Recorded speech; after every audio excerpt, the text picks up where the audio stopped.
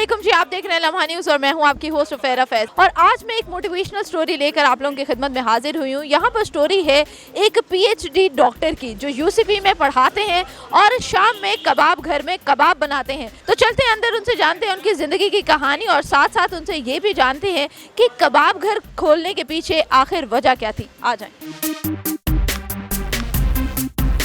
अच्छा sir, kindly बताइएगा कि कबाब घर में क्या क्या मिलता है? ये चपली कबाब बन रहा है जी। तो ये चपली कबाब पेस्ट बना के पहले से रखा जी, ये पहले सारा ये हम डेली का जो है ना वो फ्रेश बनाते हैं। हमने कभी ये नहीं किया कि एक हफ्ते का बना के रख दिया। लोग हफ्ते हफ्ते का बना के रखते हैं। ठीक है, अभी यहाँ पे डॉक्टर साहब जो एक चप्पल कबाब जो है वो भी मेरे लिए तैयार करवाएंगे। ये एक मेरी मिसेस बना के भेजती हैं स्टूडेंट्स के लिए ख़ास तौर पे। तो ये आज हमने मटर और शलजम बनाए हैं हैदराबादी स्टाइल में। अच्छा, ये डेली चेंज होती है? डेली हम सब्ज़ी चेंज करते हैं। ये स्टूडेंट्स के लिए ख़ास तौर पे जो घर से बाहर हैं, घर का खाना उनको देते हैं। हमारे पास है चिकन कलेजी है और ये चिकन कीमा है। ये हमारे पास अंडा दाल है जिसको दाल मखनी कहते हैं। आप चेक करें, इनकी स्पीड चेक करेंगे, धड़ाधड़ यहाँ पे रोटियाँ लग रही हैं। अब हम अंदर चलते हैं और डॉक्टर साहब अभी मेरे लिए खुद अपने हाथ से कबाब जो है वो तैयार करेंगे। आ जाए।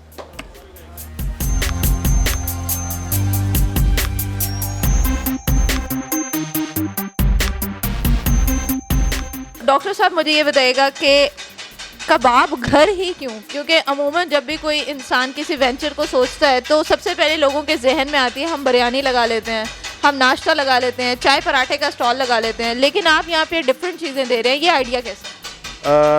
एक तो इस इलाके के अंदर ना ये जो हमारा जॉर्ज टाउन का एरिया या रेवेन्यू सोसाइटी जो है, इसके अंदर ये जो खाने हैं ना ये ट्रेडिशनल खाने नहीं थे।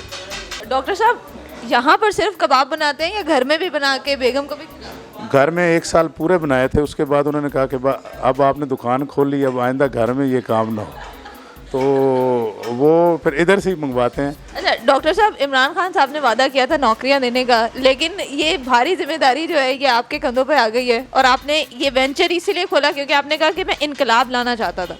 वो क्या इनकलाब था जो आप लाना चाहते थे? देखिए मैं अक्सर देखता था पाकिस्तान में मजहबी तरीक़े भी उठी हैं, सियासी तरीक़े भी।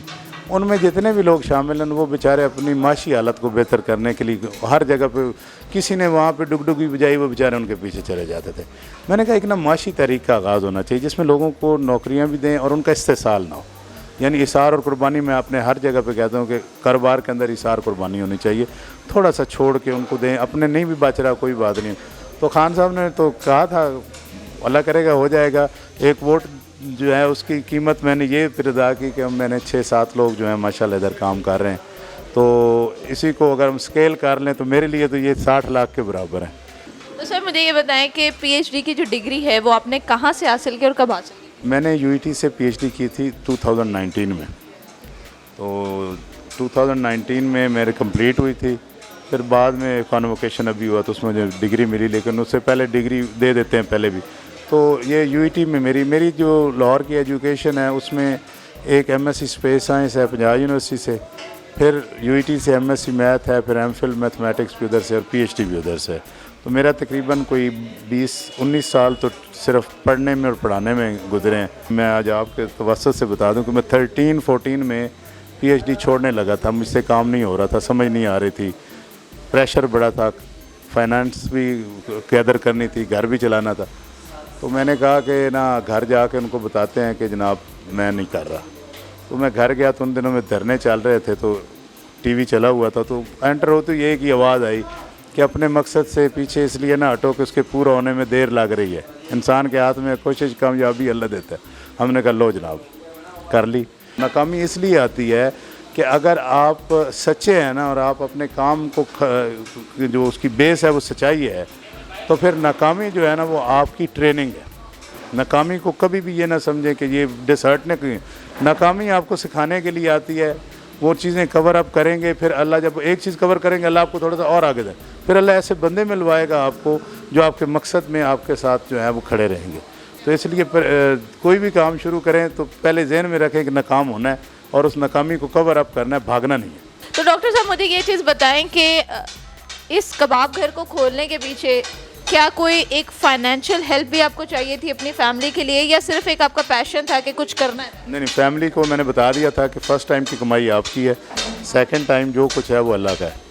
उसमें एक स्कूल हमने खोला हुआ है। मैं सोच रहा था कि स्टार्ट में ही मैं उधर पैसे देने शुरू कर दूंगा, लेकिन इस काम की एक अपनी टाइम है मैच्योर होने का। दूसरा जो है वो मेरा एक कॉन्सेप्ट है कि हम एक बाज़ार की तरफ जाएंगे। हम एक ऐसा बाज़ार बनाएंगे जिसमें चीज़ें जो हैं वो मुनासिब कंट्रोल रेट्स पे होंगी, और कर्ज़ हसना से हम लोगों को वहाँ पे कारोबार शुरू करवाएंगे।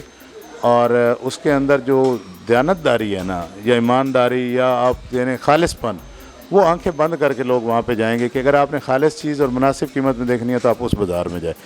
ये माशाल्लाह बड़ा खूबसूरत आपका फ्यूचर का प्लान है, और हमारी दुआएं हैं अल्लाह आपको इसमें कामयाब भी करे। तो डॉक्टर साहब, स्टूडेंट्स भी आपके आते होंगे यहाँ पे, तो जब पहली दफ़ा आपको किसी स्टूडेंट ने देखा तो वो चीज़ आपके माइंड से नहीं निकलती जब भी आपके साथ कोई पहला इंसिडेंट हुआ होता है।